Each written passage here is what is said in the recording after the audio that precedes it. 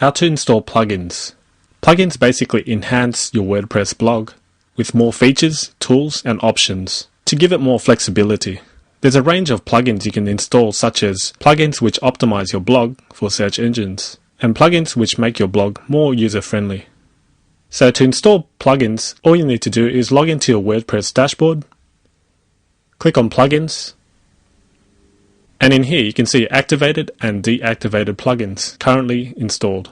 To search for a new plugin, simply click Add New. If you know what type of plugin you need, simply do a search here. Or if you'd like to browse, you can click the featured, popular, newest, or recently updated sections. If you've downloaded a plugin, you can upload it directly using the Upload tool. In this case, I know which plugin I need, and it's called the All-in-One SEO Pack, and search plugins. And now we can see the results here. The plugin I need is called All-in-One SEO Pack. I'm going to click Install Now. And now it's asking me, are you sure you want to install this plugin? I'm going to simply click OK. And now it's downloaded, unpacked, and installed the plugin successfully. All I need to do is activate the plugin.